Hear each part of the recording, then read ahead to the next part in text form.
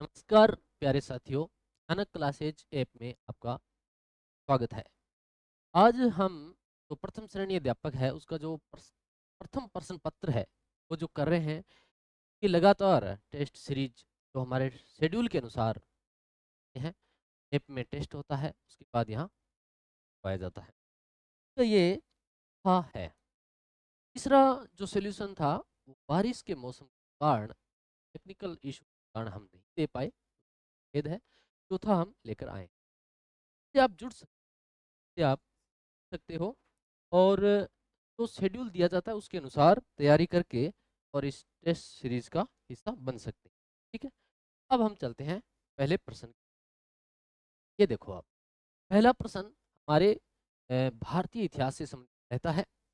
इस भारतीय समाज सुधारक को अतीत और भविष्य के मध्य सेतु कहा जाता है। सेतु किसे कहते हैं? सेतु क्या है? सेतु कहते हैं बांध को। क्या होता है? बांध या पुल, ये आप जानते हो। तो अतीत और भविष्य यानी अतीत जो बीता हुआ समय है और भविष्य जो आने वाला समय, इसके बीच में सेतु का किसे कहा जाता है? राजा राम मोहन राय, स्वामी दयानंद सरस्वती और स्वामी विवेकानंद, वीर शिरोमणि मंगल पांडे। ठीक है, तो ये जो है वो राजा राम मोहन राय को कहा जाता है। राजा राम मोहन राय के बारे में अगर बात करें, इनका जन्म 22 मई 1772 को 1772 को हुगली जिले के राजापुर गांव में हुआ। कौन सा? राधानगर। राधा नगर गांव में, राधानगर गांव में इनका जन्म हुआ था। ये जो है, इन्होंने कभी अंग्रेजी जो भाषा थी या अंग्रेजी शिक्षा थी उसका कभी विरोध नहीं किया। एकमात्र ये ऐसे जो थे समाज सुधारक कि ये अंग्रेजों का विरोध नहीं करते थे। किस अंग्रेजों की नीतियों का इन्होंने विरोध नहीं किया, जबकि इन्होंने एक 1803 के अंदर 4 के अंदर एक अखबार लिखा, एक पत्रिका लिखी, जिसमें इन्होंने मूर्ति पूजा के खिलाफ जो है वो लिखा था। तो इन्हें पत्रकारिता का अग्रदूत कहा जाता है। क्या कहा जाता है? पत्रकारिता का अग्रदूत। आधुनिक भारत के निर्माता भी इनको कहा जाता है। आधुनिक भारत का प्रथम पुरुष को कहा जाता है और भारतीय राष्ट्रवाद का जनक भी ये सारी बातें इनके बारे में है। नेक्स्ट पर्सन, राजा राम मोहन राय को राजा की उपाधि किसने? ये देखो, राजा उपाधि किसने दी? कोलकाता की जनता ने, आचार्य रामचंद्र शुक्ल ने, अकबर द्वितीय ने, या फिर लॉर्ड विलियम बेंटिंग ने? बेंटिंग नहीं है, बेंटिंग है। तो किसने राजा की उपाधि? ये देखिए आप, 1830 की बात। मुगल बादशाह है अकबर द्वितीय। कौन? मुगल बादशाह है अकबर द्वितीय। पर द्वितीय ने अपनी पेंशन बढ़ाने के लिए जो है विलियम चतुर्थ के दरबार में वो भेजा था। इनको भेजा, राजा राम मोहन राय को भेजा और राजा की उपाधि से घोषित किया था। तो राजा की उपाधि है वो किसने दी? अकबर द्वितीय ने। ठीक है, 1830 की बात है। वहीं फिर ब्रिटेन में, ब्रिस्टल में 1833 में इनकी मृत्यु हो जाती है। 1833 में ब्रिस्टल में ही इनकी मृत्यु हो जाती है और वहीं इनको दफना दिया जाता है। और ये कहा जाता है कि इनका जो चबूतरा जो बना है वहीं हरिकेली नाटक की पंक्तियां का, ये कुछ पंक्तियां भी लिखी हुई है, जो विग्रहराज चतुर्थ द्वारा लिखा गया नाटक है संस्कृत भाषा में। 1830 ईस्वी में मुगल बादशाह अकबर द्वितीय ने उन्हें अपने दूत के रूप में ब्रिटिश सम्राट विलियम चतुर्थ के दरबार में भेजा था, ये हमने देखा। 1833 में वहीं ब्रिस्टल में उनकी मृत्यु हो गई और वहीं उनको दफना दिया गया। ब्रिस्टल में ही राजा राम मोहन राय की समाधि पर हरिकेली नाटक की कुछ पंक्तियां लिखी हुई है। ये भी कई बार पूछा जाता है। नेक्स्ट, राजा राम मोहन राय के बारे में सत्य कथन का चुनाव। देखिए, पुनर्जागरण से संबंधित हमारे राजा राम मोहन राय है, दयानंद सरस्वती है, स्वामी विवेकानंद है, इनके बारे में दिया गया है। और हमारे जो टेस्ट का बिंदु था वो भी यही था और इन्हीं से संबंधित प्रश्न है। तो ज्यादा तो प्रश्न है, 4-4 प्रश्न लिए गए, लगभग सारे टॉपिक को कवर करने का प्रयास किया गया है। राजा राम मोहन राय के बारे में सत्य कथन का चुनाव करें। कैसा चुनाव करना है? सत्य कथन। किसका? सत्य कथन का चुनाव करना है। राजा ने इस्लाम से अकेश्वरवाद ग्रहण किया। कहां से? इस्लाम से अकेश्वरवाद ग्रहण किया। क्या ये बात सत्य है? सूफी से रहस्यवाद सिद्धांत ग्रहण किया। सूफियों से इन्होंने क्या ग्रहण किया? रहस्यवाद। राष्ट्र पश्चिमी राष्ट्रों से उदारवादी बुद्धिवाद विचारधारा ग्रहण की। यही बात सही है क्या? ईसाई धर्म से नीति शास्त्र की शिक्षा ग्रहण की। ठीक है, कौन सी बातें इसमें से सत्य है वो हमें चुनाव करनी।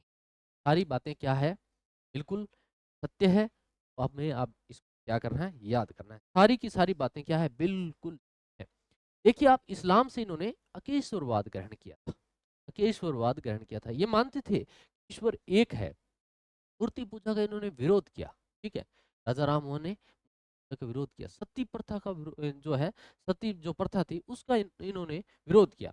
और 4 दिसंबर 1929 को, सॉरी 1829, 4 दिसंबर, ये बहुत महत्वपूर्ण बात है, 4 दिसंबर 1829 को लॉर्ड विलियम बेंटिंग की सहायता से नियम नंबर 17, नियम नंबर 17 में ये एक प्रावधान बनाया गया और सती प्रथा पर रोक लगा दी। देखिए, सती प्रथा कितनी जो है विदारक, हृदय विदारक एक घटना हुआ करती थी भारतीय समाज में, कि किसी भी व्यक्ति की मृत्यु हो जाने के बाद पत्नी को भी दाह संस्कार में साथ ही जाना होता था। कितनी विकट बात है। आज अगर हम सोचते हैं तो भी हृदय क्या है? विदारक हो उठता है। उस समय ये तत्कालीन घटना हुआ करती थी। ठीक है, नेक्स्ट प्रश्न। तुहफात उल मुहद्दीन क्या है? ये क्या है? मूर्ति पूजा के विरुद्ध लेख है। क्या है? मूर्ति पूजा के विरुद्ध एक लेख है, या फिर सती प्रथा की निंदा पर लेख है, स्त्री शिक्षा संबंधी लेख है, या फिर विधवा विवाह के संबंधी लेख है। तो तुहफात उल मुहद्दीन जो है वो क्या है? वो 1804 में लिखी गई एक लेख है। 1804 में लिखा गया एक लेख है। ठीक है, ये देखिए 1804 में, यहाँ 4 इसके अंदर ही छिपा है, यहाँ से ले लेंगे इसको, 4 को यहाँ से उठाया और ये 1804 में हमें याद रह जाएगा। थोड़ा सा प्रयास किया है। तो 1804 में तुहफात उल मुहद्दीन लिखा गया। ये मूर्ति पूजा के विरुद्ध एक क्या था? लेख था। 1804 ईस्वी में एकेश्वरवाद को उपहार स्वरूप फारसी भाषा में लिखे, ऐसी भाषा में तो लिखा गया। 2 प्रश्न यहाँ से हम सीखने का प्रयास करेंगे। एक तो देखिए, इसमें से फा ले आएंगे, फा को उठाकर इधर लाए और इसका फारसी बना दी। तो ये तो हमें हो गई भाषा। भाषा में लिखा गया फारसी, और इस एफ है में से इसको 4 को निकाला और ये 1804 को एक लेख था। 2 प्रश्न हमारे। नेक्स्ट, 19वीं शताब्दी में उत्तरी भारत का हिंदू लुथर कौन था? अब ये लुथर कौन था? पहले तो ये पता हो भी लुथर कौन था, फिर पता चले कि हिंदू लुथर कौन। लुथर एक जर्मन जो व्यक्ति था, बहुत प्रसिद्ध विचारक और लेखक था। कौन था लुथर? Martin Luther. इसका नाम, इनका नाम क्या है? इसका नाम है मार्टिन लूथर। क्या नाम है? Martin Luther. इसका पूरा नाम है मार्टिन लूथर। ये कौन थे?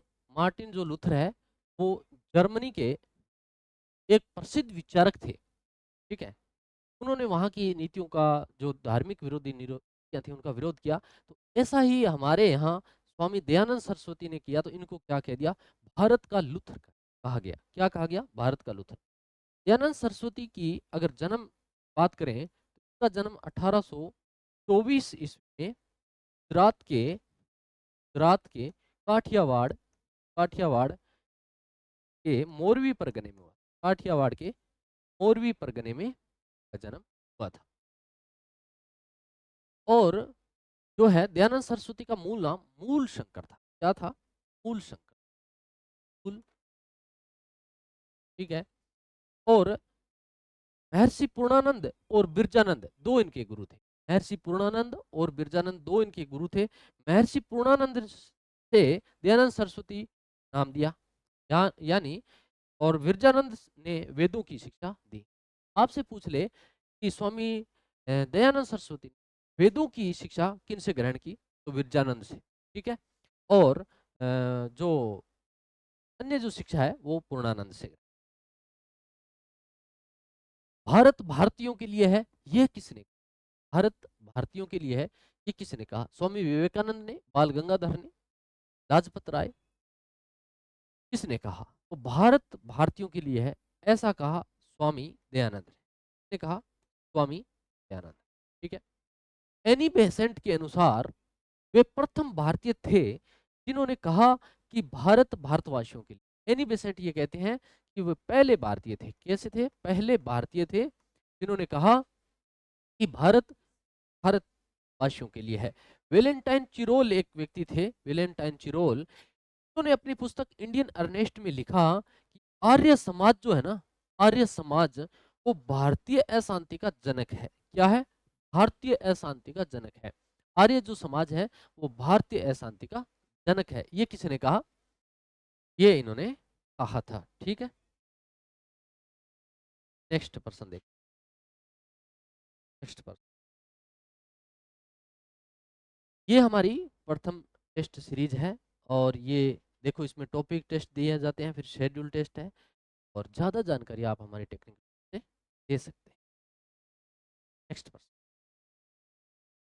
ये तो हो गया प्रश्न संख्या। नेक्स्ट, विदेशी शासन कितना भी अच्छा क्यों न हो, विदेशी जो शासन है, विदेशी शासन कितना भी अच्छा क्यों न है, वह स्वराज्य की बराबरी नहीं कर सकता। यानी स्वराज्य जो अपना राज्य होता है या अपनी जो सरकार होती है उसका बराबरी नहीं कर सकता। ये कथन किसका है?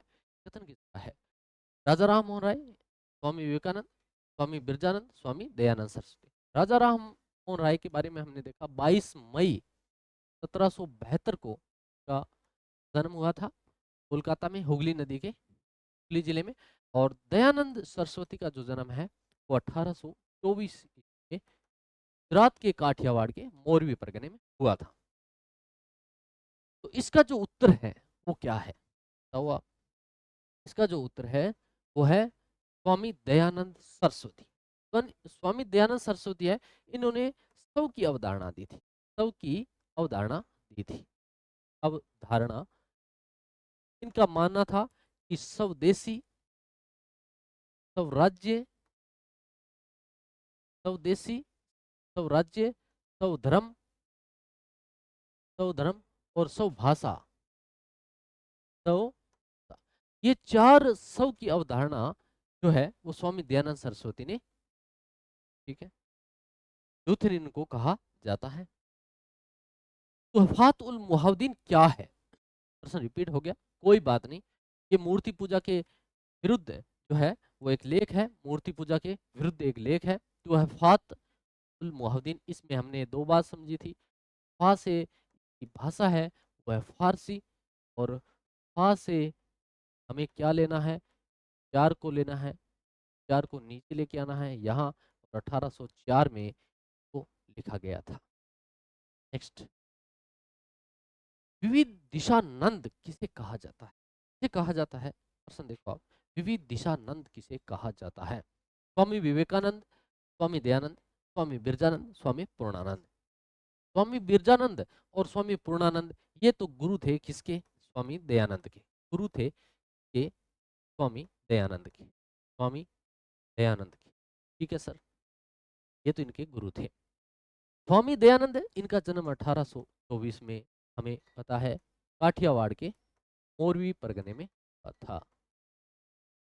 स्वामी विवेकानंद 12 जनवरी 1863 कोलकाता के अंदर का जन्म हुआ था।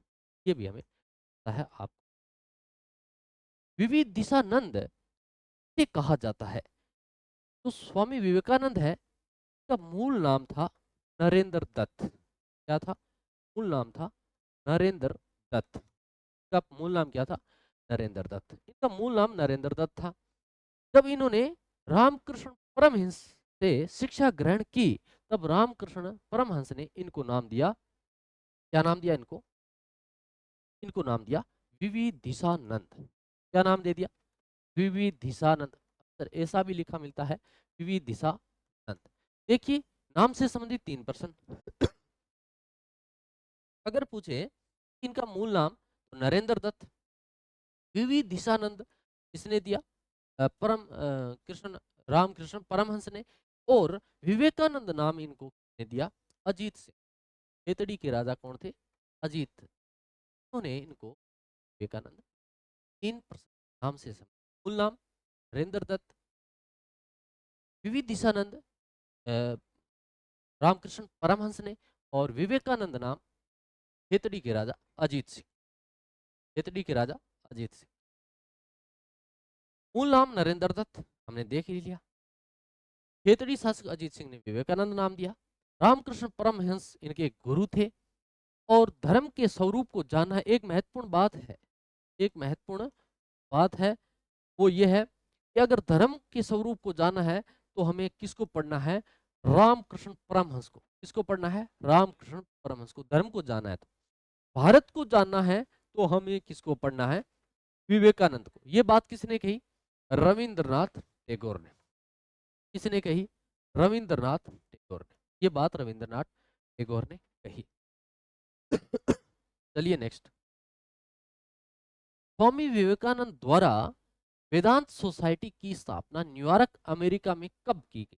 ठीक है, आप हमें बताना है कब की गई। 1893, 94 और 95 और 96। देखिए आप 11 सितंबर 1893 को शिकागो के अंदर एक धर्म सम्मेलन हुआ। उस धर्म सम्मेलन में स्वामी विवेकानंद हिस्सा लिया और वहां पर भारत के हिंदू धर्म का प्रचार किया। और इन्होंने जो पहले पंक्तियां बोली तो इनको सबसे अंत में बुलाया गया, लेकिन इन्होंने जो अंत में जो पंक्तियां बोली उससे सारा जो पंडाल था बिल्कुल जो है आश्चर्यचकित हो गया। ठीक है, और वो इनका क्या है? मुरीद हो गया। उसके बाद वहां के एक पत्र था का हेराल्ड, न्यूयॉर्क हेराल्ड पत्र था। उसने ऐसी न्यूज लिखी कि इतने विद्वान लोगों के देश में धर्म प्रचारक भेजना, यानी अगर भारत में अगर हम कोई धर्म प्रचारक या धर्म की शिक्षा देने वाले को भेजते हैं वो हमारी क्या है? मूर्खता है। तो इसका जो उत्तर है, उसके बाद में ये 1896 में भारत लौटे। ठीक है, और यहाँ इन्होंने ये वेदांत सोसाइटी की 1866 में क्या की? वेदांत सोसाइटी की इन्होंने स्थापना की। सॉरी, 1897 में ये भारत लौटे थे। कब लौटे थे? 97 में भारत लौटे थे। 1897 में भारत लौटे और 1897 में ही रामकृष्ण मिशन की स्थापना की, कोलकाता के वेलूर में व अल्मोड़ा मायावती क्षेत्र में। ये दो मुख्यालय रखे गए। 96 में इन्होंने क्या किया था? तो 96 में वेदांत साहित्य जो है सिद्धांत का स्थापना की थी। नेक्स्ट, रामधारी सिंह दिनकर ने तूफानी हिंदू की संज्ञा किसे दी? तूफानी हिंदू की संज्ञा को दी हुई, आप बताओ। तूफानी हिंदू की संज्ञा दी गई।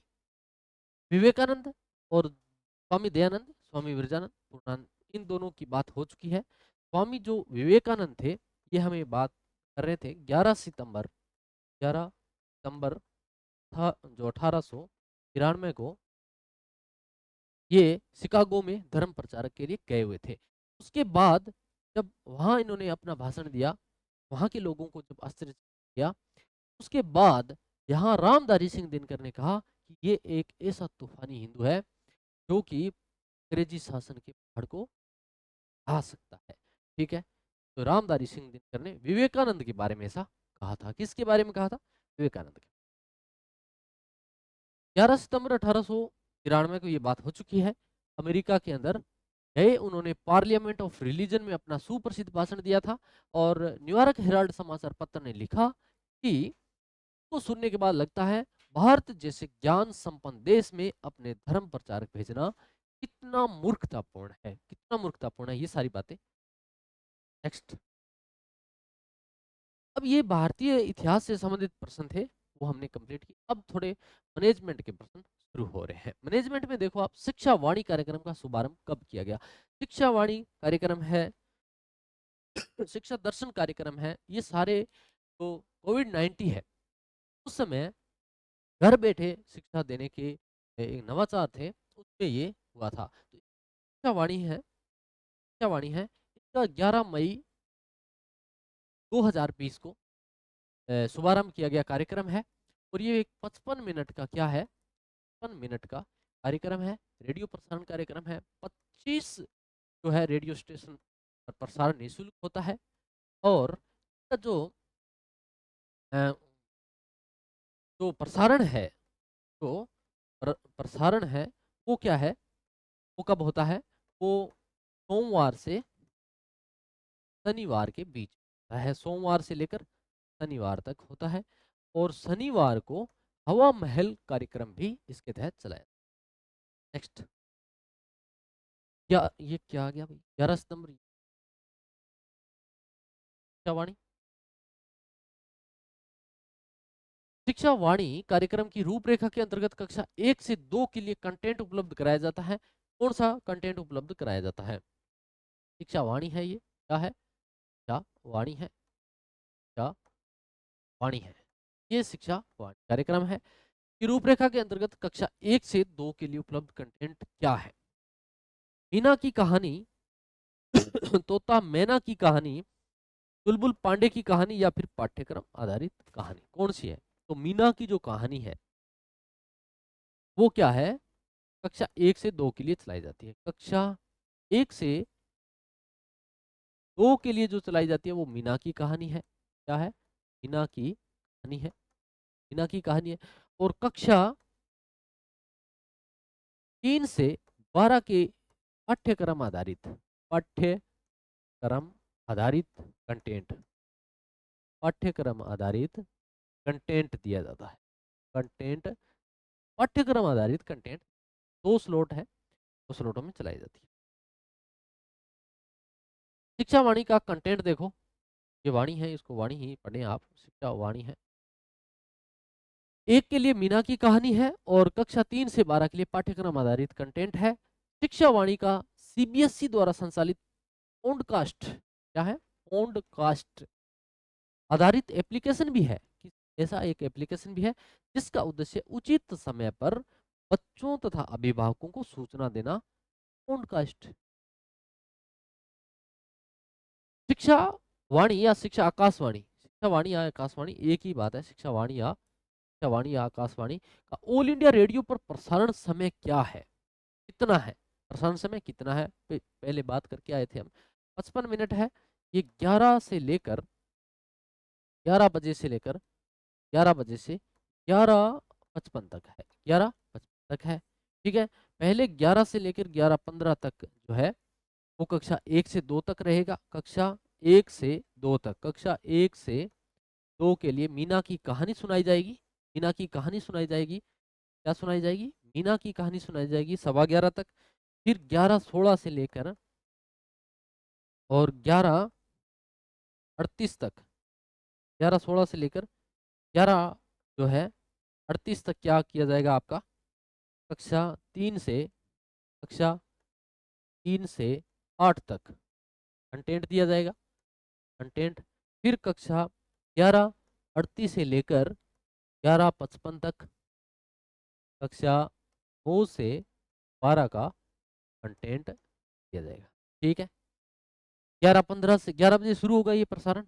11 से 11:15 तक 1 से 2 के लिए मीना की कहानी, 15 मिनट मीना की कहानी सुनाई जाएगी। उसके बाद 16 से 38 तक कक्षा 3 से 8 तक का जो है कंटेंट दिया जाएगा।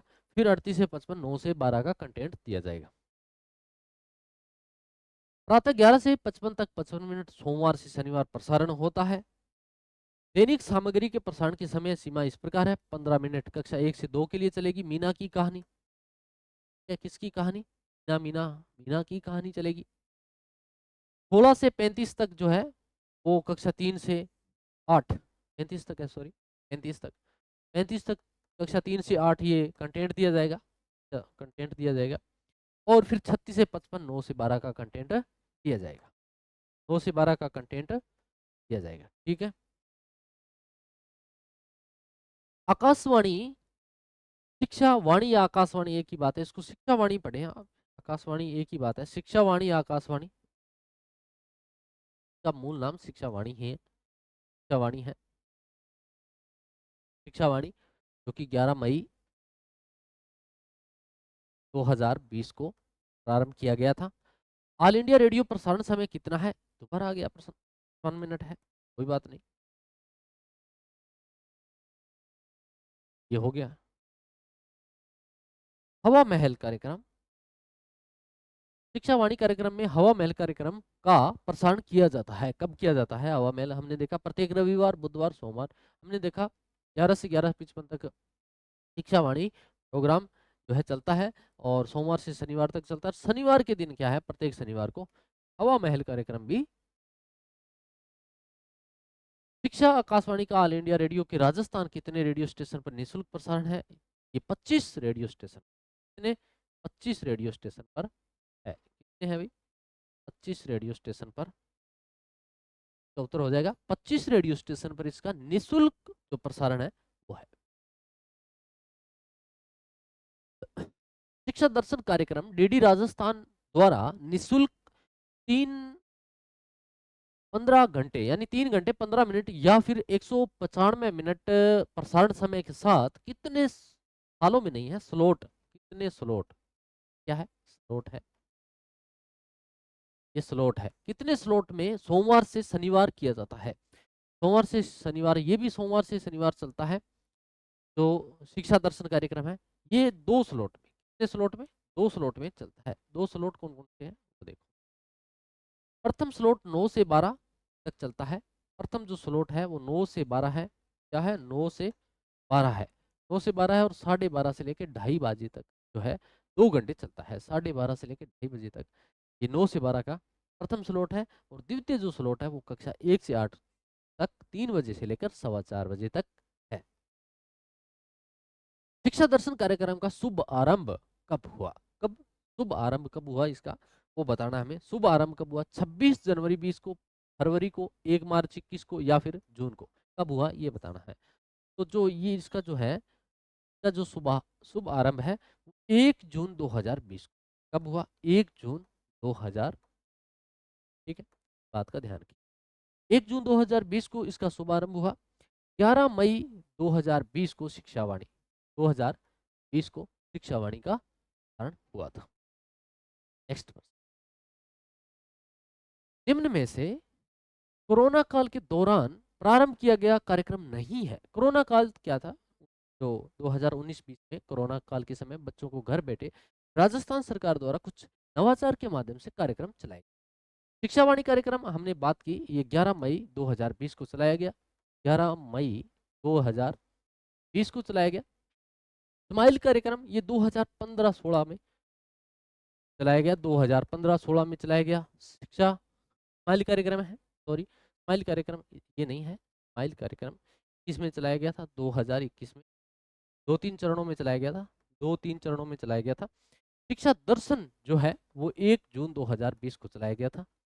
2020 को चलाया गया था। SIQ जो कार्यक्रम है वो 2015-16 में चलाया गया। 2015-16 में चलाया गया। तो 2015-16 में तो जो कोरोना काल था ही नहीं, तो कोरोना काल के प्रारंभ किया कार्यक्रम नहीं है। ये तीनों जो कार्यक्रम है, ये तीनों कार्यक्रम 2020-21 के जो चलाए गए हैं, ये कोरोना काल के दौरान चलाए गए थे। ठीक है, कोरोना काल के दौरान चलाए गए, जबकि 2015-16 में SIQ ये अलग है। बच्चों देखो, ज्ञान बढ़ाओ, पढ़ते जाओ, वाक्य किस कार्यक्रम का ध्येय है? का ध्येय है देखो, स्माइल कार्यक्रम का है, हवा महल कार्यक्रम का है। हवा महल तो हमें पता है एक शिक्षा वाणी का आकाशवाणी कार्यक्रम है। इसमें तो देखने वाली तो बात ही नहीं, सुनने वाली बात होती है, तो ये तो नहीं होगा। बच्चों देखो, तो ये देखने से संबंधित होगा। आकाशवाणी कार्यक्रम भी नहीं हो सकता, क्योंकि आकाशवाणी सुनी जाती है। शिक्षा दर्शन कार्यक्रम, इसका जो उत्तर है वो शिक्षा दर्शन कार्यक्रम होगा। और शिक्षा दर्शन कार्यक्रम है वो 1 जून 2020 को चलाया गया था। 1 जून 2020 को चलाया था। नेक्स्ट, 8 सितंबर 1857 को बिथोड़ा युद्ध के बारे में बताइए। बिथोड़ा युद्ध जो पाली में है, वहां 1857 की क्रांति जो है, उस समय युद्ध के बारे में सत्य बताना है, सही बताने हैं। पिथौरा का मैदान पाली जिले में है, सही है बिल्कुल। जोधपुर महाराजा तख्त सिंह ने सिंह कुशल राज व अनार सिंह या अनार सिंह के नेतृत्व में सेना भेजी, भेजी थी क्या? भेजी। इस युद्ध में अनार सिंह मारा गया, बिल्कुल इसमें अनार सिंह मारा गया। सिंह भी कुशल राज जान बचाकर भाग गया। सिंह भी जो कुशल राज था, कुशल व्यक्ति था, भाग गया। उपरोक्त सारे सही है। तो इसमें सारे सही हैं, उपरोक्त सारे सही है। ये देखिए बिथोड़ा का जो युद्ध है 8 सितंबर को होता है, 8 सितंबर को होता है। ठीक है, 8 सितंबर को होता है 1857 को। ठीक है, ये पाली में हुआ, पाली में बिथोड़ा का युद्ध 18 सितंबर को। 18 इसके 10 दिन बाद में 18 सितंबर को 1857 को चेलावास का युद्ध होता है। कि कौन सा युद्ध होता है? चेलावास का युद्ध होता है। चेलावास या गोरों कालों का युद्ध, इसको गोरों कालों का युद्ध भी कहते हैं। गोरों कालों का युद्ध, चेलावास का युद्ध या गोरों कालों का युद्ध। यहाँ ध्यान रखने की दो बातें हैं। दोनों युद्धों में दो व्यक्ति मारे जाएंगे। पिथौरा के युद्ध में एक व्यक्ति मारा जाएगा, चेलावास के में भी एक व्यक्ति मारा जाएगा। ठीक है, तो जो पिथौरा है उसमें मारा गया था वो अनाड़ सिंह मारा गया। पिथौरा में कौन मारा गया? अनाड़ सिंह या अनार सिंह मारा गया। और चेलावास के युद्ध में मेक मोशन मारा गया। कौन? Make motion. दो बातें आपको ध्यान रखनी। मेक मोशन, ये जोधपुर का पॉलिटिकल एजेंट था मेक मोशन, ये मारा गया। 18 सितंबर 1857 चेलावास के युद्ध के बाद क्या परिणाम निकले? परिणाम क्या हुए? एक तो मेक मोशन मारा गया भाई, एक तो मेक मोशन मारा गया, वो तो ऑप्शन में ही नहीं है। होम्स के नेतृत्व में 20 जनवरी 1858 को आहुआ पर आक्रमण किया गया। कहाँ किया गया? आहुआ पर। सही है, 20 जनवरी को आहुआ पर आक्रमण किया गया था। खुशहाल सिंह के आहुआ किले को छोड़कर सलूम्बर चले गए, जहां रावत केसरी सिंह ने उन्हें शरण दी।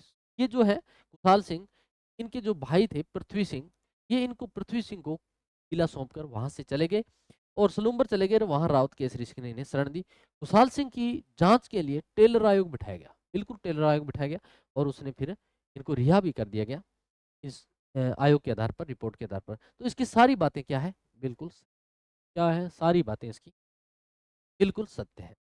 यहाँ व्यक्ति जो मारा गया था चेलावास में वो है मेक मोशन। ठीक है, मेक मोशन। कौन मारा गया? मेक मोशन मारा गया। और इसका सिर काटकर अहुआ के किले पर भी लटका दिया गया था मेक मोशन का, कि जोधपुर पॉलिटिकल एजेंट था।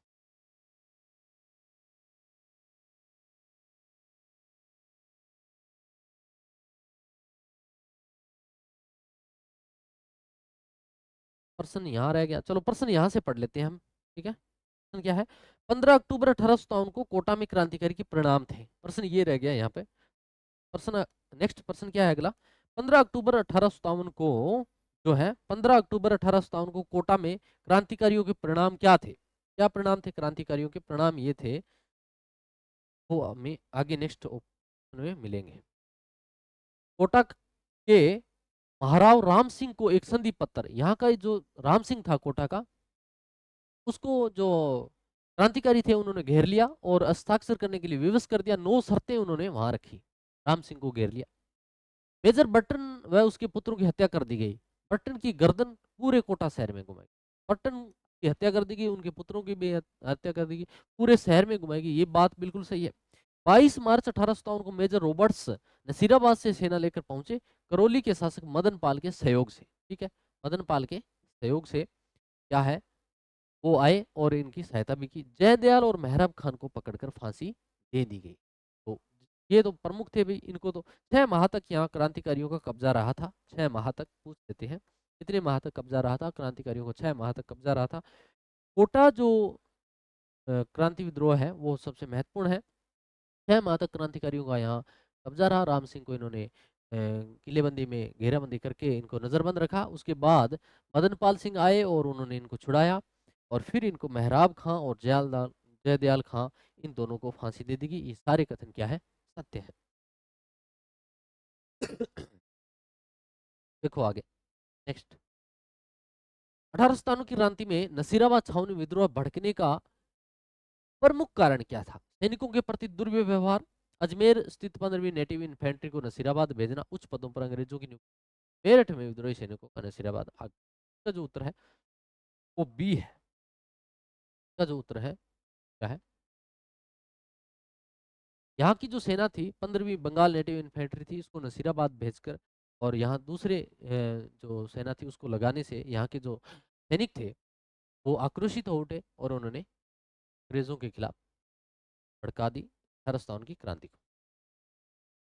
अंग्रेजों को मूलक मीठा ठग किसने कहा? ये फैक्चुअल प्रश्न है कि किसने इनको मीठा ठग कहा था? क्या कहा था? मीठा ठग। शंकरदान सामोर ने, बांकीदास ने, और केसरी सिंह बारट और नाथू सिंह मकिया ने। केसरी सिंह बारट शाहपुरा के थे, शाहपुरा के थे, शाहपुरा के देवपुरा गांव में इनका जन्म हुआ था। देवपुरा गांव में इनका जन्म हुआ था। और जन्म कब हुआ था? इनका जन्म हुआ था 1872 ईस्वी। कब? 1872। इसका पूरा परिवार, बारट परिवार है, वो जो है क्रांतिकारी में पूरा योगदान दिया। पूरे परिवार ने जो है वो शहीद की, जो प्रताप सिंह बारट थे, उन्होंने शहीदी प्राप्त की। बांकीदास ने तो लिखा था, आयो अंग्रेज मुल्क रे ऊपर, आयो अंग्रेज, आयो अंग्रेज मुल्क रे ऊपर, मुल्क रे ऊपर, आयो अंग्रेज मुल्क रे ऊपर, ये कहा था। बांकीदास ने क्या कहा? आयो अंग्रेज मुल्क रे ऊपर। शंकरदान जो सामोर है, का उत्तर है शंकरदान जो सामोर है, उन्होंने कहा अंग्रेजों का मुल्क रा मीठा ठग। देखो मीठा, मीठा क्या? मीठा थोड़ा संकर या शक्कर जो है वो याद करने के लिए है। नानकराम, सीताराम, लाडलीदास, लाडलीदास, रामनाथ, स्वाईराम चित्रकारों का संबंध किस शैली से है? मारवाड़, मेवाड़, उनियारा, किस? ठीक है। तो जो किशनगढ़ शैली है, चित्र शैली है, यहाँ से ये चित्रकार थे। यहाँ का प्रमुख चित्रकार था मोर ध्वज, मोर ध्वज ध्यालचंद, ध्वज, मोर ध्वज, मोर ध्वज न्यालचंद। कौन थे? मोर ध्वज ध्यालचंद, मोर ध्वज न्याल, ठीक है। मोर ध्वज, मोर ध्वज न्यालचंद, ये प्रमुख थे। मोरचंद, मोर ध्वज निहालचंद, लाडली दास, लाडली दास, अमरू, अमरू, मदन सिंह, मदन सिंह है, ठीक है। नानक राम, नानक राम, ये महत्वपूर्ण, ये सारे चित्रकार किशनगढ़ शैली से है। इनका जो महत्वपूर्ण कला जो है बड़ी ठणी को माना जाता है। बड़ी ठणी, बड़ी ठणी एक मुस्कुराती हुई महिला का चित्र है, पर इन्होंने राधा की जो है कल्पना उकेरी गई है। किशनगढ़ चित्रशैली के प्रमुख चित्रकार निहाल चंद, लाडलीदास, रामनाथ, ये हमने देख लिया है। नेक्स्ट पर्सन देखो, किशनगढ़ शासक सावंत सिंह के बारे में असत्य कथन बताइए। यह नागरीदास के नाम से प्रसिद्ध हुआ। का काल किशनगढ़ चित्रशैली का स्वर्ण काल था। नागरीदास जो थे, उनका जो काल था वो स्वर्ण काल था। इनकी मृत्यु पुष्कर में हुई। कहाँ हुई? मृत्यु पुष्कर में हुई। इनके काल में और ध्वज न्यालचंद ने बड़ी ठनी का चित्र बनाया, जिस पर 1973 में डाक टिकट जारी हुआ। तो इनकी जो मृत्यु है वो यहाँ नहीं हुई थी। कहाँ नहीं हुई थी? पुष्कर के अंदर नहीं हुई। ये गलत है, पुष्कर में नहीं हुई। जबकि इनकी मृत्यु कहाँ हुई थी? वृंदावन में। कहाँ हुई थी? कि मृत्यु वृंदावन में हुई। कहाँ हुई थी? वृंदावन में इनकी मृत्यु हुई थी। और ये बाकी सारी बातें सही है। नागरीदास से प्रसिद्ध है, इनका स्वर्ण काल है। और इनके काल में मोर ध्वज न्यालचंद बड़ी ठनी का चित्र बनाया, जिस पर 1900 डाक टिकट भी जारी हुआ था। इस शैली को प्रकाश में लाने का श्रेय एरिक डिक्सन व फयाज अली को जाता है। एरिक डिक्सन व फयाज अली, उनियारा, देवगढ़ ढूंढाड़, देवगढ़ उनियारा या किशनगढ़। तो किशनगढ़ जो शैली है इसको ही इन्होंने एरिक डिक्सन और फयाज अली को जाता है। बड़ी ठनी चित्र को भारतीय मोनालिसा की संज्ञा किसने? ये भी महत्वपूर्ण प्रश्न है। मोनालिसा की संज्ञा किसने? ठीक है, किसने दी भी मोनालिसा? नागरीदास, इनके तो काल में इसको बनाया गया था। निहालचंद जी ने बनाया था। रतनलाल कुछ नहीं है। एरिक डिक्सन ने इसको मोनालिसा क्या कहा? एरिक डिक्सन ने इसको क्या कहा? मोनालिसा कहा। एरिक डिक्सन ना मोनालिसा कहा। राजस्थानी चित्रकला के बारे में कथन बताइए। राजस्थानी चित्रकला के बारे में आप। आनंद कुमार स्वामी ने चित्रशैली पर प्रथम ग्रंथ राजपुताना पेंटिंग लिखा। आनंद कुमार स्वामी ने 1916 में चित्रशैली का सर्वप्रथम वैज्ञानिक अध्ययन किया। रतनलाल मिस्त्री को राजस्थानी चित्रशैली का जनक कहते हैं। राजस्थानी चित्रशैली का नाम सर्वप्रथम कमल चंद्र ने किया। गलत कूट चुके, गलत कूट क्या है इसमें? आनंद कुमार स्वामी ने चित्रशैली पर प्रथम ग्रंथ राजपूताना पेंटिंग। हाँ, ये बिल्कुल सही है। क्या है? बिल्कुल सही। आनंद कुमार स्वामी ने 1916 में चित्रशैली का सर्वप्रथम वैज्ञानिक अध्ययन किया। क्या ये सही है? कुंदनलाल मिस्त्री को राजस्थानी चित्रशैली का जनक कहते हैं। राजस्थानी चित्रशैली का नाम सर्वप्रथम कमल चंद्र ने किया था। क्या ये बात सही है?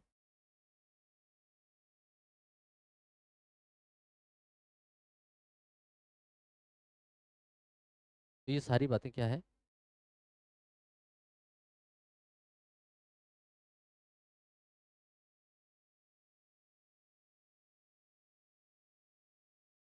देखिए, फसल व किस्म से संबंधित प्रश्न है। और ये जो प्रश्न है, ये देखिए आप, गेहूं सोना किस्म से संबंधित गेहूं की किस्म है सोना कल्याण, मक्का की माही कंचन, चना सम्राट और जो सोनालिका। ठीक है, इसमें असुमेलित आपको बताना है कौन सी है। तो जो सोनालिका है वो इसकी नहीं है, जो कि क्या है, नहीं है ये, जबकि किसकी है, ये तो गेहूं की है। किसकी है?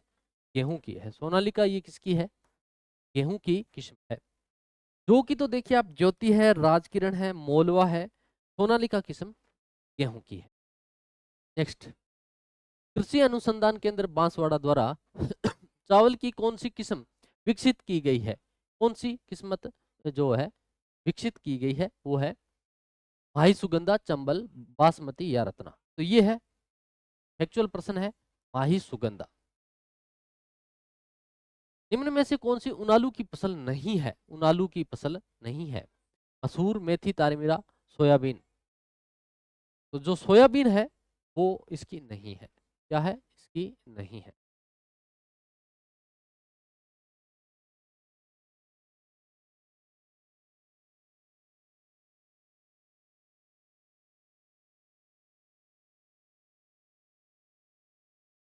ये देखिए, ये प्रश्न था, कौन सी नहीं है? सोयाबीन नहीं है। ठीक है, नेक्स्ट प्रश्न देखो।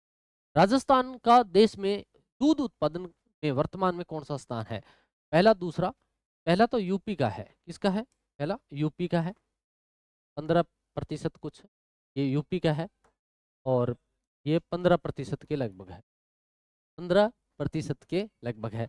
दूसरा स्थान है वो राजस्थान का है, और ये 14% के लमसम है। ठीक है, 14% के लमसम है, 14% के लमसम है कुछ है। ठीक है, नेक्स्ट देखिए। दूध उत्पादन जो दिवस है वो 1 जून को मनाया जाता है। आर्थिक समीक्षा 2023-24 के अनुसार पशु गणना 2019 के बारे में असत्य कथन क्या है? असत्य कथन क्या है? पशु गणना 2019 के अनुसार राज्य में कुल 568.01 लाख पशुधन पाए जाते हैं, और 146.23 लाख कुक्कुट हैं। देश के कुल पशुधन का 5.06% राजस्थान में उपलब्ध है। क्या सभी कथन सत्य हैं? तो इसका जो उत्तर है वो है सारे कथन है बिल्कुल क्या है, सही है। सारे कथन क्या है, बिल्कुल इसके सही है। नेक्स्ट देखो, ये इस प्रकार है, आप देख लेना इसकी व्याख्या। किस विकल्प में कृति और कृति का सही अर्थभेद है? अब हिंदी के प्रश्न शुरू हुए हैं, और यहाँ से भिन्नार्थक शब्द हैं। देखने में शब्द एक जैसे लगेंगे लेकिन दोनों का अर्थ भिन्न होगा। तो इसका जो उत्तर है, दोनों का अलग अलग देखेंगे हम। कृति है, ये जो कृति है ये है रचना। क्या? रचना। ठीक है सर। ये जो कृति है बड़े वाली, ये है चतुर। ठीक है सर, याद कैसे रखें? मेन समस्या ये है, एग्जाम हॉल में दोनों कृति एक जैसी नजर आती है, चारों ऑप्शन एक जैसे नजर आते हैं। जो कृति छोटी है, जो कृति छोटी है वो है रचना। क्या है? रचना। रचना छोटी है। कृति जो बड़ी है वो क्या है? चतुर है। आपने एक गाना सुना होगा, चतुर नार बड़ी होशियार। तो यहाँ से आप थोड़ा सा जोड़ सकते हैं, आप अपने स्तर पर भी याद रख सकते हैं, कोई बड़ी बात नहीं है। नेक्स्ट प्रश्न, आभरण और अमरण शब्द युगम का सही अर्थ भेद है। ठीक है, क्या है? दोनों शब्द आभरण, आमरण, युगम सही अर्थ भेद नहीं। यहां से दोनों शब्दों को हम थोड़ा सा देखेंगे। आ उपसर्ग है वो हटाएंगे, आ उपसर्ग हटाएंगे तो ये आपका शब्द रहेगा भरण। इधर आ उपसर्ग जो है वो हटाएंगे, शब्द रहेगा मरण। ठीक है, दोनों शब्दों के अर्थ को देखिए आप। भरण से भरण पोषण, ठीक है, अभरण भरण पोषण, मरण से जीवन मरने की बातें, जीवन मरने की बातें जीवन पर्यंत चलेगी। तो इसका उत्तर उत्तर ये है। इसका सी ऊपर है, बी नीचे है, तो कोई बात नहीं, लेकिन आपको ध्यान रखना है भरण पोषण पर्यंत। ठीक है, नेक्स्ट। उपल और उत्पल शब्द युगम का सही अर्थ है। दो शब्द दिए गए हैं, उपल दिया हुआ है और उत्पल दिया हुआ है। दोनों के अर्थ देखो। उपल का अर्थ क्या है? उपल का अर्थ होता है पत्थर। क्या अर्थ होता है? पत्थर। ठीक है जी। उत्पल का अर्थ है कमल। ठीक है, रट लिया हमने, ये तो पता है, रट लिया का कमल है। लेकिन कई बार जब एग्जाम में जाएंगे तो दोनों एक जैसे नजर आएंगे कि उत्पल शायद पत्थर था या उत्पल उपल पत्थर था, फिर ऐसे सोचे। उससे अच्छा है यही थोड़ा सा इसका इलाज किया जाए। इसमें देखो आप, उपल है, ये बिल्कुल देखो सीधा नजर आ रहा है, उपल में कोई किसी प्रकार की समस्या नहीं है। उपल है, पत्थर है, पत्थर में कोई किसी प्रकार की दिक्कत नहीं है। जबकि उत्पल में देखो थोड़ी सी ये पंखुड़ी नजर आ रही है, और पंखुड़ी नजर हमेशा कमल में आती है। किस में नजर आती है? कमल में नजर आती है। तो ये आपको पंखुड़ी ध्यान में है। नेक्स्ट, अभिज्ञ व अविज्ञ उचित शब्द छांटिए। अभिज्ञ का मतलब क्या है, अविज्ञ का मतलब क्या होता है? अभिज्ञ का मतलब होता है जानकार। अभिज्ञ का मतलब क्या होता है? जानकार। अभिज्ञ किसको कहते हैं? अभिज्ञ। अभि का मतलब होता है पास में, और ज्ञ का मतलब होता है ज्ञान। जो ज्ञान के पास में है वो क्या है? जानकार है। अभिज्ञ का मतलब क्या है? जानकार। और अविज्ञ का मतलब क्या है? मूर्ख। कैसा? मूर्ख। यानी अ मतलब अ, और विज्ञ मतलब विशेष जो ज्ञान ज्ञानी नहीं है वो मूर्ख है। तो जानकार और मूर्ख दोनों इसका उत्तर हो गए। यहाँ भी ए सी और बी इस प्रकार है, सी ऊपर है बी नीचे है, लेकिन आपको ध्यान नहीं इस तरफ देना है, आपको ध्यान देना है उत्तर की तरफ। ठीक है, ये कई बार हम जानबूझकर करते हैं ताकि आप सक्रियता में बने रहो, क्योंकि बी ऊपर नीचे होगी तो आप सक्रिय रहेंगे। तो जानकार और मूर्ख इसका। ठीक है, नेक्स्ट। तरणी और तरणी शब्द युग्म का अर्थ है।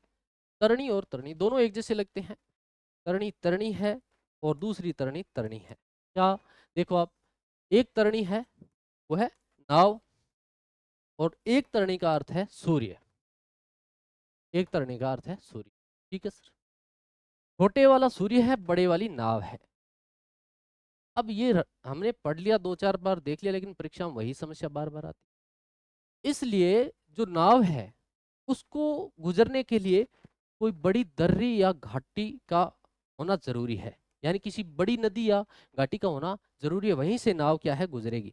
लेकिन सूर्य की जो किरण है वो बिल्कुल छोटी होती है।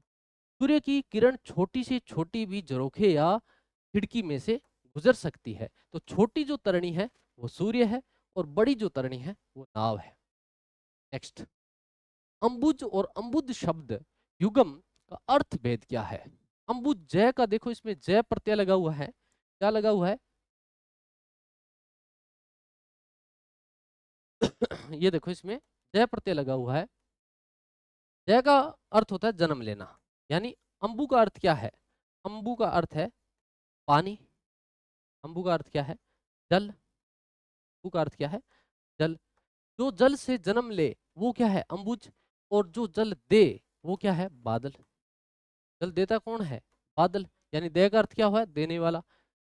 जल देता कौन है? बादल। अंबुद जल बादल है, और अंबुज है वो कमल है। ठीक है, तो कमल और बादल इसके उत्तर रहेंगे।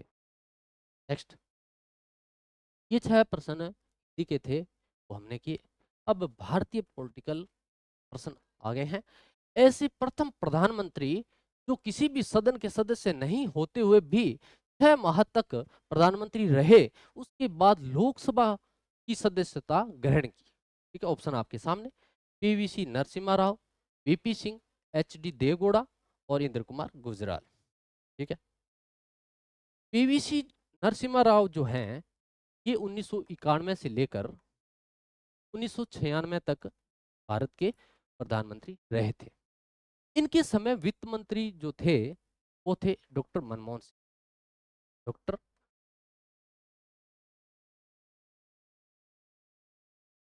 ये प्रथम भारतीय, दक्षिणी भारतीय, ये जो ये जो पीवीसी नरसिम्हा राव है, ये प्रथम दक्षिणी दक्षिणी भारतीय प्रधानमंत्री क्या थे? प्रथम दक्षिणी भारतीय प्रधानमंत्री कौन थे? पीवीसी नरसिम्हा राव। ठीक है। अब यहाँ एक बात और है, अगर कोई व्यक्ति लोकसभा या राज्यसभा का सदस्य नहीं है तो प्रधानमंत्री बनाया जा सकता है, लेकिन 6 माह के अंदर उसको किसी एक सदन की सदस्यता ग्रहण करनी होती है। 4 व्यक्ति और हैं ऐसे जो उस समय किसी भी सदन के सदस्य नहीं थे। ठीक है। इंदिरा कुमारी जी, इंदिरा गांधी जी, इंदिरा गांधी जी, इंद्र कुमार गुजराल, गुजराल, HD देवगौड़ा और डॉक्टर मनमोहन सिंह। डॉक्टर मनमोहन, ये 4 व्यक्ति ऐसे हैं जो प्रधानमंत्री बने थे, उस समय ये किसी भी एक सदन के सदस्य नहीं थे। बाद में ये राज्यसभा सदस्य से राज्यसभा के सदस्य के रूप में आए।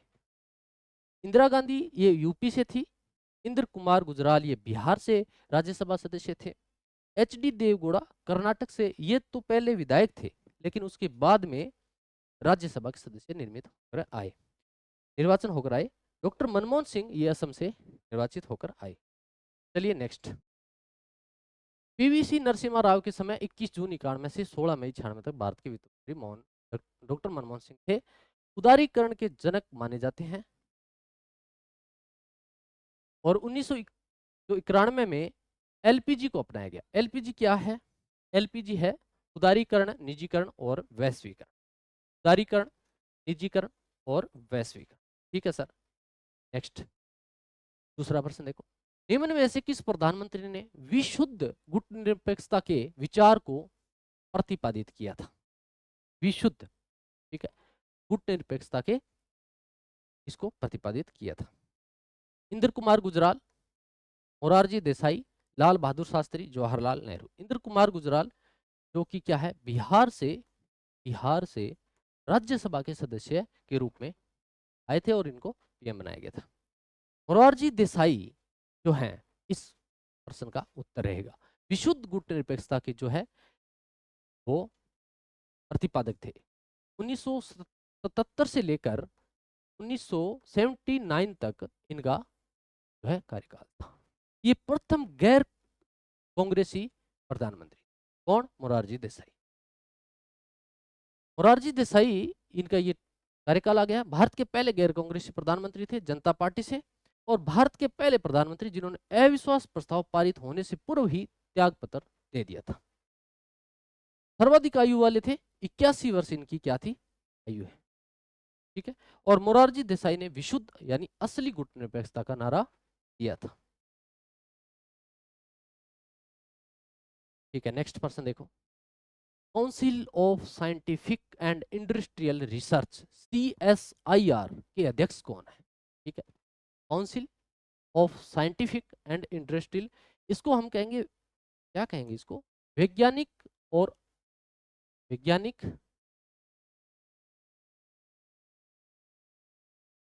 एवं औद्योगिक, वैज्ञानिक एवं औद्योगिक प्रशिक्षण, औद्योगिक प्रशिक्षण संस्थान ये कह सकते हैं। वैज्ञानिक एवं औद्योगिक प्रशिक्षण संस्थान कह सकते हैं। Council of scientific and industrial research CSIR के अध्यक्ष कौन है? भारत के राष्ट्रपति, उपराष्ट्रपति, भारत के प्रधानमंत्री। तो इसका जो उत्तर है भारत के प्रधान। अब देखिए आप, प्रधानमंत्री किन किन का हो सकता है अध्यक्ष? प्रधानमंत्री निम्न का अध्यक्ष हो सकता है, नीति आयोग का अध्यक्ष प्रधानमंत्री हो सकता है, अंतर्राज्यीय परिषद का अध्यक्ष प्रधानमंत्री हो सकता है, राष्ट्रीय एकता परिषद का प्रधानमंत्री, और ये जो वैज्ञानिक एवं औद्योगिक अनुसंधान परिषद है CSIR, ये महत्वपूर्ण है, इनका भी प्रधानमंत्री होता है। एक बात और ध्यान रखें आप, भारतीय विश्वविद्यालय के जो कुलाधिपति होते हैं वो भारत के प्रधानमंत्री होते हैं। ठीक है, एकमात्र ऐसा विश्वविद्यालय है जिसके कुलाधिपति प्रधानमंत्री होते हैं। नेक्स्ट, प्रधानमंत्री मंत्रिमंडलीय रूपी भवन की आधारशिला है। क्या है? आधारशिला है।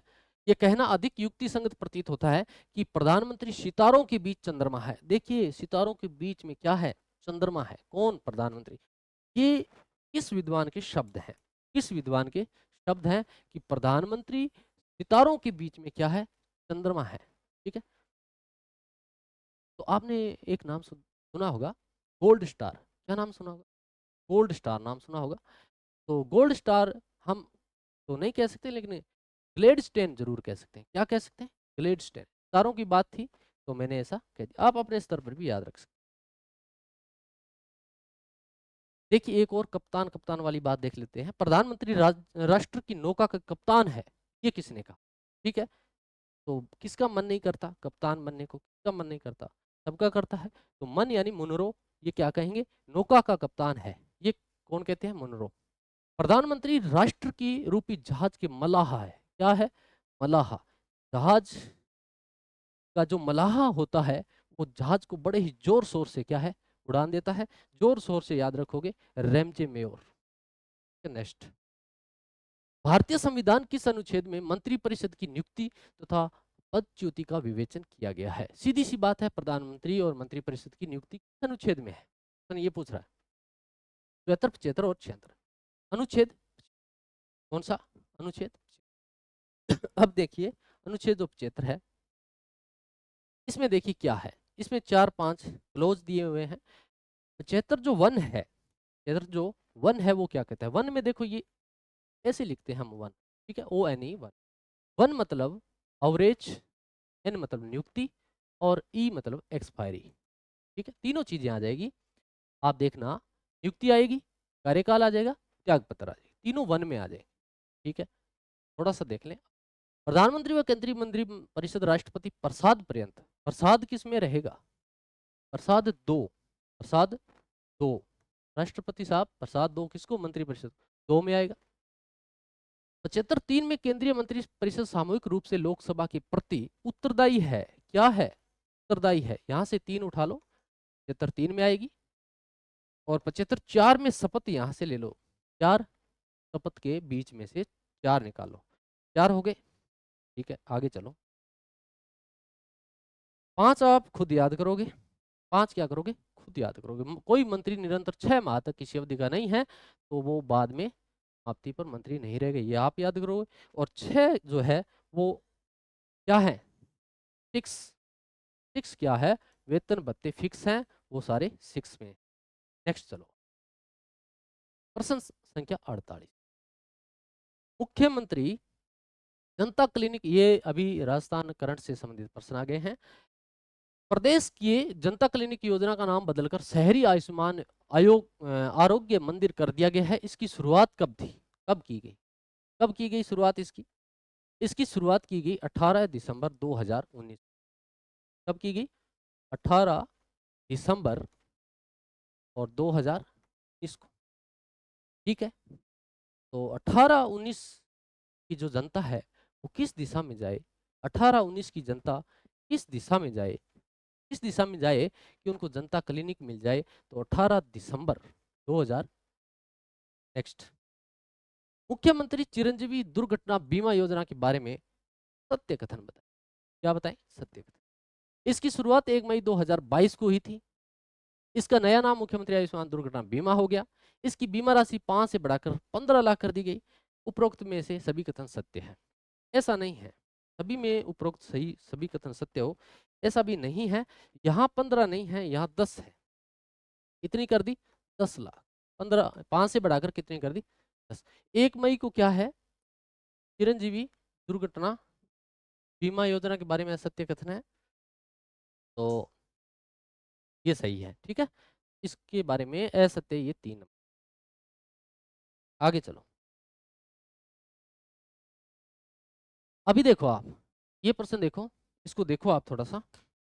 माँ बाउचर के बारे में जो प्रश्न है, इसके बारे में आप थोड़ा सा देखो भाई।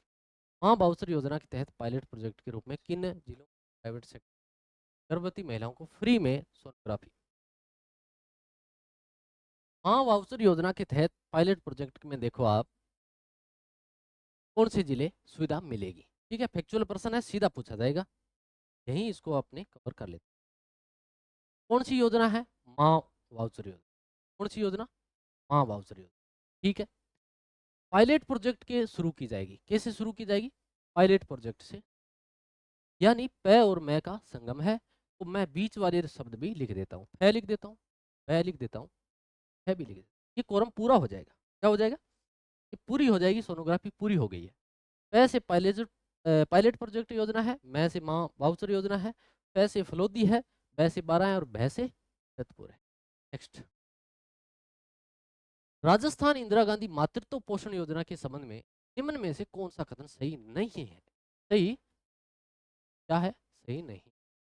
यह दूसरी बार गर्भवती होने वाली महिलाओं पर लागू होती है। इसके तहत प्रतापगढ़, डूंगरपुर, बांसवाड़ा और उदयपुर जिले को सम्मिलित है। बिल्कुल बात सही है, ये चारों जिले इसमें किए गए हैं, दक्षिणी राजस्थान के चारों जिले किए गए हैं। इस योजना में 5,005 चरणों में सीधे लाभार्थी के खाते में दिए जाएंगे और ये योजना महिला एवं बाल विकास विभाग के द्वारा जाती है। कौन सा कथन सही नहीं है? इसमें सारे ही कथन है ना, बिल्कुल सही है। क्या है? थोड़ा हाँ, लेकिन सारे कथन क्या है? सही है इसके। नेक्स्ट, मुख्यमंत्री चिरंजीवी स्वास्थ्य बीमा योजना के अंतर्गत परिवार द्वारा चुकाई जाने वाली प्रीमियम की राशि कितनी? 750, 1150, 1150 तो क्या है? वृद्धा पेंशन है। क्या है? वृद्धा पेंशन है। 1050 प्रति परिवार, ये कुछ नहीं है। 850 रुपए आपको देने होंगे, तो आप क्या है चिरंजीवी स्वास्थ्य बीमा योजना से जुड़ सकते हैं। जो खाद्य सुरक्षा में शामिल नहीं है उनको। अच्छा, ये देखो, प्रधानमंत्री को गिर और एशियाई शेरों पर कॉल ऑफ द गिर पुस्तिका प्राप्त हुई, ये किसके द्वारा लिखित है? ऐसी कोई पुस्तक आई है जो कि प्रधानमंत्री को प्राप्त हुई है, और ये किसके द्वारा? ये परिमल नाथ वाली। कौन है? परिमल नाथ। नेक्स्ट,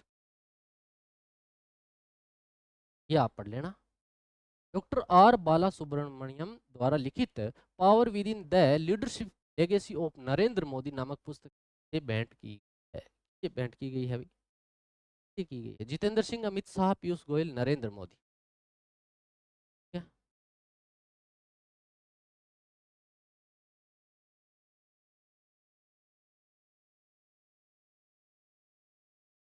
ये दी गई है जितेंद्र सिंह को।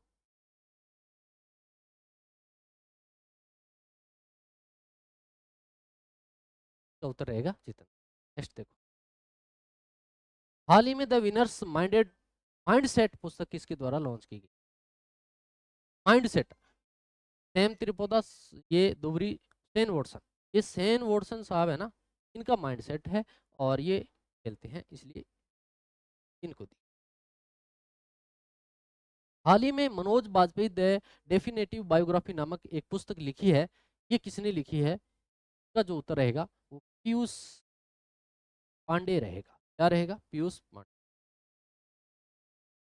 ये आप पढ़ लेना। निम्नलिखित में से केवल अदिश राशि चुनी। अदिश राशि जिसकी पता नहीं है, वेग, बल, आवेगपूर्ण ऊर्जा। ऊर्जा आपको टॉपिक में दिया हुआ था पाठ्यक्रम में। ठीक है, तो इसका उत्तर भी क्या रहने वाला है? ऊर्जा रहने वाला है। नेक्स्ट, निम्नलिखित में से कौन सा ऊर्जा का नवीकरणीय स्रोत है? नवीकरणीय, हम जिसे नए ऊर्जा दोबारा बना सकते हैं, तो वो है कौन सा? जल विद्युत ऊर्जा, इसको हम नवीकरणीय कहेंगे। घड़ी की स्प्रिंग में भंडारित ऊर्जा है, कैसी ऊर्जा है? घड़ी की स्प्रिंग जो हम लगाते हैं में भंडारित ऊर्जा कौन सी होगी? गतिज, स्थितिज और रासायनिक। किसी वस्तु में उसकी अवस्था या स्थिति के कारण कार्य करने की क्षमता को स्थितिज ऊर्जा कहते हैं। घड़ी की स्प्रिंग में भंडारित की जाती है, तो ये स्थिति। नेक्स्ट, घड़ी में चाबी देने पर कौन सी ऊर्जा संग्रहित होती है? कौन सी होती है? अभी चाबी देने से कौन? चाबी देने से चीज ऊर्जा है वो होगी। हमने देखा था कि कोई भी, ये देखो थोड़ी सी व्याख्या आप देख ही लो, जब आ ही चुकी है तो। घड़ी की चाबी में संचित ऊर्जा स्थितिज ऊर्जा होती है। जब किसी वस्तु में विशेष अवस्था या स्थिति कारण कार्य करने की क्षमता आ जाती है, उसे स्थितिज ऊर्जा कहते हैं। इसके अन्य उदाहरण बांध बनाकर इकट्ठा किया जाना, पानी की ऊर्जा, तनी हुई स्प्रिंग या कमानी की ऊर्जा। यानी किसी भी है फाउंडेशन में बांध देना, यानी तब तक के लिए उसकी ऊर्जा बनी रहे की बात है। बिजली पैदा करने के लिए विशाल तरंगों के पास कौन सी, तरंग क्या करती है, गति करती है। तरंग क्या करती है, गति करती है। तो गति जोड़, तरंग क्या करती है, गति करती है। ठीक है सर। ऐसा उपकरण जो रासायनिक ऊर्जा को विद्युत ऊर्जा में परिवर्तित कर दे, वह क्या कहलाता है, वह बैटरी कहलाएगा। क्या कहलाएगा, बैटरी। इसके प्रश्न है, फैक्चुअल है, ये उत्तर बता रहे हैं। नीचे दिए गए विकल्प के लिए लुप्त पदों का चयन करें। ठीक है, ये भी रीजनिंग का प्रश्न है, और जो इसका उत्तर रहने वाला है वो रहने वाला है ए। 235, ये आप थोड़ा सा समझ के कर लें। श्रृंखला 1 4 27 बोले, प्रश्नवाचक 36 43 क्या है। ये देखिए आप यहाँ ए का स्क्वायर है, ए की क्यूब है, 2 का स्क्वायर है, और फिर 3 की क्यूब है, फिर 4 का स्क्वायर है, और यहाँ 5 की क्या आएगी, क्यूब। 5 की क्यूब जो आएगी वो क्या रहेगी आपके, उत्तर रहेगा 100। दी गई श्रृंखला में गलत संख्या बताइए। गलत संख्या जो इसमें रहेगी वो है 92। नेक्स्ट, अज्ञात संख्या को ज्ञात करना है, अज्ञात को ज्ञात करना है, क्या रहेगी, ज्ञात को ज्ञात करना है, क्या रहेगी आप बताओ। 45 रहने वाला है इसका उत्तर। नेक्स्ट, दो घनों जिसमें प्रत्येक का आयतन 27 cm संलग्न मिलाकर एक ठोस बनाया जाता है, इससे बनने वाला पृष्ठीय क्षेत्रफल क्या रहेगा। इसका जो उत्तर है वो रहेगा 45 वर्ग। मैथ साइंस के उत्तर लगाए जा रहे हैं, आप इस बात को ध्यान में रखेंगे। 2 सेमी भुजा वाले 8 घनों का आपस में जोड़कर नया घन बनाया जाता है। इस प्रकार बनने वाले नए घन की लंबाई जो है वो 2 सेमी कितनी रहेगी, 4 सेमी कितनी रहेगी, 4 सेमी रहेगी। और 4, 5 सेमी भुजा के दो घनों को जोड़कर एक घनाभ बनाया जाता है। इस प्रकार घने घनाभ की लंबाई कितनी रहेगी, 5 है, 5 को जोड़ बनाया गया है, घनाभ बनाया गया है। घन की चारों दिशाएं एक जैसी होती है, घनाभ की 2 दिशाएं है। ये भी हमें आपको पता है, इसकी तो है वो उत्तर ए रहने वाला है। क्या है, ए रहने वाला। एक घन के किनारे में 20% वृद्धि की जाती है, इसके आयतन में जो वृद्धि होगी वो होगी आपके 72.8%। क्या, 72.8%। नेक्स्ट, इसका जो उत्तर है वो ए नहीं रहेगा। क्या रहेगा, ए नहीं रहेगा। नेक्स्ट, और किल्ड इन द एक्सीडेंट जो इसका उत्तर रहने वाला है वो है बी रहने वाला। और इसका भी आप लगा लो, आई सेल लेव जो लंदन नेक्स्ट वीक है, फॉर, अब फॉर नेक्स्ट वीक यानी अगले सप्ताह क्या है, लंदन जाने वाले हैं, फॉर। फिर क्या रहेगा, क्या रहेगा उत्तर। ये हमारा चरम सीमा बिंदु का प्रश्न आ चुका है। और प्रश्न संख्या 3 जो है, freedom was brought the cost of many lives, का भी उत्तर क्या रहने वाला है, 4 रहने वाला।